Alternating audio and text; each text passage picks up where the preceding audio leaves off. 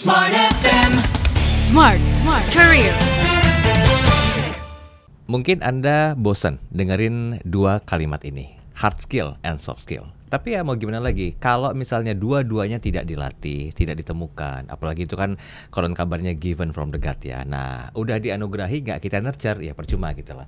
Ada poin penting yang perlu Anda pahami di program podcast Smart Career kali ini, karena seorang Lolo Sianipar, founder PR Consulting, akan menjabarkan number one soft skill and many. Berarti banyak sekali skill yang perlu Anda ketahui dari kategori sudut soft skill. Halo, apa kabar? Ya, baik. Sehat? Alhamdulillah. Gimana soft skill apa nih yang kayaknya PR banget ya ngomongin soft skill ya? Iya. Tapi mungkin kalau sebelum masuk ke skill aku boleh ngobrolin saran aku nggak sih boleh ya ke teman yang mau mulai humas ini. Jadi kalau di PR itu menurut aku satu attitude yang harus satu mindset yang harus kita punya adalah ask, bertanya. Jadi kalau kita nggak bertanya dan kita nggak punya banyak pertanyaan, itu sebenarnya ada permasalahan juga untuk kita bisa berkomunikasi sama orang. Makanya aku suka banget kata Descartes, cogito ergo sum, yaitu I'm here because I'm thinking gitu ya. Aku ada karena aku berpikir kayak gitu. Jadi kemudian kan itu memunculkan pertanyaan ini bukan existential crisis ya, tapi maksudnya kita bertanya kenapa kita ada di sini. Makanya aku selalu bilang sama ya aku sering ngobrol dan share sama anak muda itu ask. Ask itu adalah ASK ya kan. Bukan cuma bertanya why, when, 5W1H itu loh ya kan. Kenapa, di mana, kapan, tapi lebih ke A-nya attitude, S-nya itu adalah skill, K-nya itu adalah knowledge.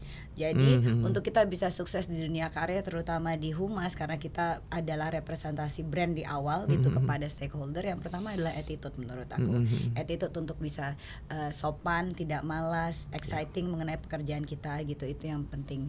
Dan kemudian aku bilang skill itu, dan kemudian nanti skillnya disupport oleh K-nya knowledge. Kalau orang bilang kan knowledge udah ada waktu kuliah, enggak, karena itu enggak cukup. Karena seiring dengan perkembangan skill kita akan juga butuh untuk menambah knowledge kita. Jadi 3 itu yang menurut aku jadi kunci untuk jadi seorang profesional dan communicator yang baik kayak gitu kan. Nah kalau kita masuk ke skill ya kan, adalah art skill itu ada 2, yaitu core skill dan non core skill. Nah untuk core skillnya kita perlu kayak menulis, English, content writing, research, PowerPoint and Excel and everything, Microsoft Office ataupun kita pakai Apple dan yang lain-lain, itu kita perlu ya.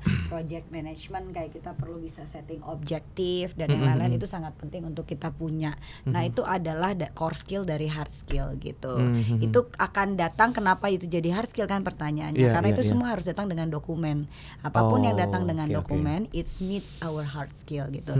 Dan kemudian yang non core skill, yaitu bahwa kita kayak memahami industri, finance, design gitu. Jadi hal-hal yang sesederhana itu kita nggak perlu merujuk kepada orang lain gitu. Kayak untuk kita bisa bikin sebuah konten Instagram yang compose dan warnanya sesuai dengan brand, kan kita nggak perlu selalu berinteraksi dengan graphic designer ya kan. Dari pengalaman kita melihat dari brand-brand yang ada, kita udah tahu oh yang ini kurang benar, terus kontennya nggak bagus, peletakan fontnya kurang oke gitu. Ini enggak. Nah hal seperti itu sih kita juga harus paham law and regulation. Apalagi di PR, kalau krisis terjadi kita nggak paham law and regulation, kita nggak akan pernah bisa nanganin klien gitu. Karena part dari sebenarnya kita nggak suka ya klien kita kena krisis, tapi aku tuh sebenarnya jujur suka banget menghandle krisis. Karena kayak wah gila, sukses banget ya kayak gitu, ketemu ada rasa ya, itu ketemu tantangannya dan kemudian terlewati krisis dengan baik, itu kayak sebuah pencapaian luar biasa sih ya. Kayak stimulasi klimaks dan kemudian wah yes gitu kan. Stimulasi klimaks. Gini kalau lo tadi kan kalau lo bilang senang kalau ketemu krisis.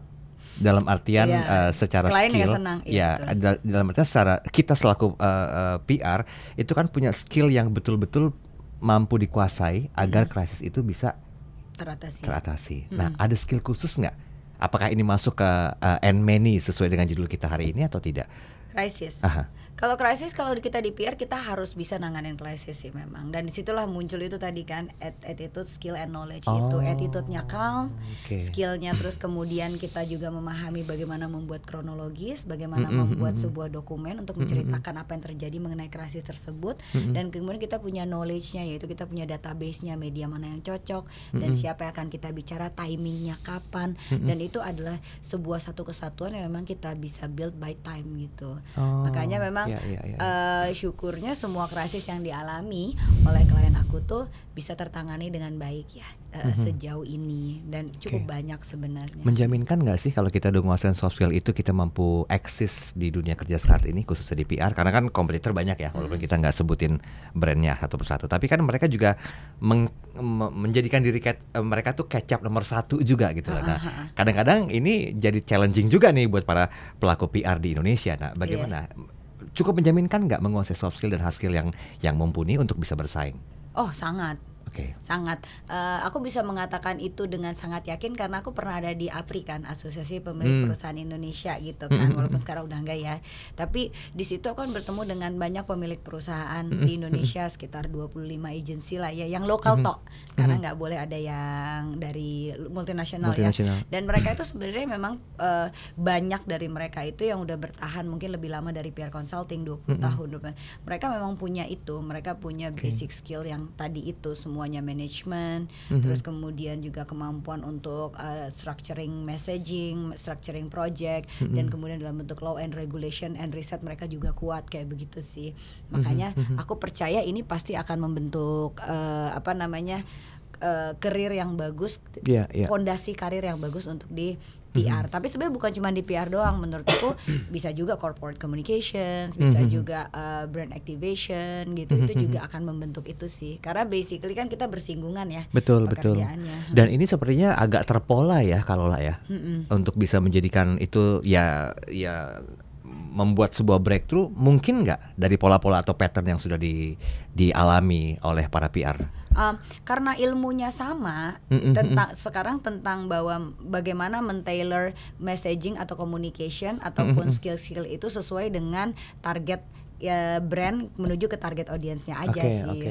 Makanya aku tuh nggak pernah setuju kalau di pitching kan misalnya sama banking. Aduh, PR consulting udah berapa banyak banking yang dihandle. Aku bilang nggak, prinsip berpikir PR nggak kayak gitu. Karena biarpun kita ngehandle 2 bank, aku tuh udah ngehandle Permata Bank, Danamon, ya kan, OCBC, ya kan.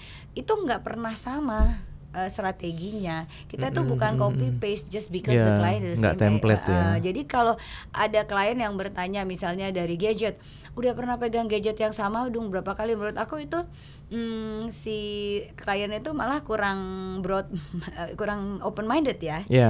Karena kalau masih mau meng-hire agency yang sebenarnya biasa menangani di industri yang sama, ya dia akan memberikan strategi komunikasi yang gitu-gitu aja. Nggak ada yang keluar dari strategi komunikasi itu. Berarti kan jam terbang juga berpengaruh ya sebetulnya. Sangat. Nah, bagaimana kira-kira seorang PR ini bisa melakukan networking paling tidak mendapatkan ilmu baru? Pengorbanan.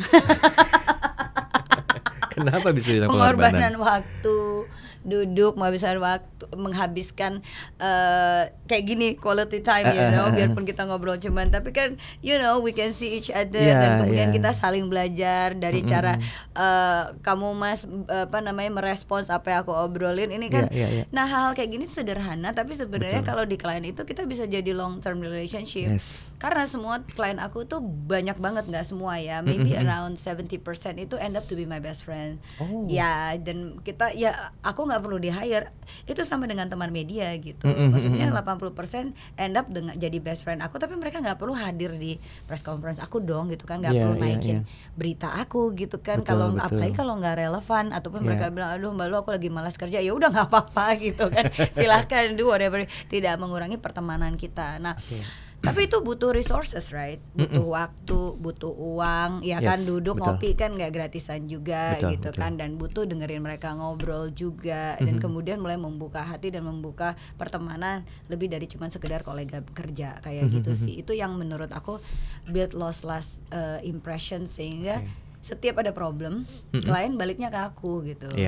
Mungkin Aku itu biasanya putus kontrak itu karena ada kliennya resign kebanyakan gitu. Makanya kliennya resign kan harus build new dengan klien yang baru yang menduduki posisi tersebut, tapi dia kebetulan udah punya agensi yang lain. Nah, itu saja yang terus berulang di 15 tahun ini gitu. Jadi menurut aku itu siklus kehidupan dan normal ya gitu. Tapi kan nggak mungkin aku nggak jadi teman lagi dong sama si klien tersebut yang udah pindah ke tempat lain, mungkin ke industri yang berbeda ya kayak gitu-gitu sih. Jadi bisa dikatakan kalau misalnya memaintain klien yang udah pernah merasa puas secara profesional itu kan lebih gampang ya. Nah, kalau misalnya baru pitching, misalnya ketemu dengan agensi A dengan brand A misalnya, kan banyak satu hal yang perlu digali. Maksud saya begini, apakah mungkin kemampuan kita dalam seni bertanya juga diperlukan sebagai seorang PR atau sebagai sebuah skill, atau mungkin lebih ke lebih ke listening baru melakukan seni bertanya itu? Mana di antara dua pilihan itu yang perlu dilakukan sebagai sebuah skill? Kalau di hidup ini listening nomor satu sih ya kalau menurut aku. Ini communication, mau sama klien, mau sama anak, mau sama pacar, mau sama siapapun, mau sama teman pribadi, listening. Karena listening itu kan ada tingkatannya ya. Listening to answer, listening ya kan benar kan ada sampai listening yang benar-benar memang duduk dan listen, bukan untuk menciptakan sebuah argumen. Nah, setelah kita bisa listening dengan baik dan benar tanpa di kepala kita itu ada gue mau balas ini nanti, gue mau balas ini, dia ngomong itu nanti abis ini aku mau balas ini gitu kan. Nanti kita bisa baca read between the lines, that's the hardest part kalau kita ngobrol sama orang. Orang bisa ngomong sesuatu tapi sebenarnya dia punya hal lain yang ingin disampaikan, bukan itu gitu kan ya. Kayak aku lapar gitu, mungkin dia bukan lapar, mungkin dia bisa jadi minta ditemenin nongkrong karena dia lagi stres, bisa jadi kan karena ada sebuah pola komunikasi dari intonasi dan lain-lain yang membuat dia merasa bahwa sebenarnya kita harusnya. Nah, klien juga kayak gitu. Kadang-kadang mereka ceritain mengenai objektif, terus mengenai target audience, dan kita tuh karena kita good in listening, kita akan bisa mendengarkan bahwa percakapan itu bukan menuju sana, sehingga kita bisa memberikan solusi yang lebih baik kayak gitu sih. Baik. Saya masih punya waktu dikit nih. Saya mau nanya ini, kalau etika diposisikan nomor berapa dalam skill seorang PR? Wow, itu attitude sih. Nomor satu sih. Lebih ke masuknya ke attitude ya, etika itu ya. Attitude, nomor satu. Attitude itu ya tadi being genuine, ya kan, team player, terus juga observation, work ethic, itu masuk ke dalam attitude yang aku bilang. Makanya aku selalu bagi ini dalam 3 hal, sehingga bisa kita tahu kita kurangnya di mana gitu kan. Kayak mungkin attitude aku bagus, tapi karena era digital knowledge aku kurang bagus, so I need to grow more. Aku harus ambil buku-buku baru untuk dibaca. Mungkin aku ngerasa skill aku bagus, tapi di AI aku nggak bagus. Aku belum baru cuman bisa Canva dan ChatGPT misalnya. Pas sementara di luar sana ada Gemini, ada yang lain-lain. Aku harus lebih gali lagi, ada bikin video dan yang lain-lain. Nah, itu mau gali lagi lebih jauh. Jadi skill harus dibuild lagi gitu sih. Baik. ASK, attitude, skill, and knowledge. Itu 3 poin penting yang perlu dikuasai sebagai sebuah skill. Walaupun masih banyak lagi, tapi sayang sekali waktu kita terbatas untuk bisa membahas semuanya. Tapi jangan khawatir bagi Anda yang terus ingin menggali informasi dan pengetahuan terbaru tentang bagaimanakah Anda ingin menjadi seorang PR, belajar yuk di podcastnya Smart FM, khususnya bersama dengan Kak Lolo Sianipar. Terima kasih, sampai ketemu di edisi berikutnya. Sampai jumpa. Thank you. Smart FM, Smart Career. Make your future better.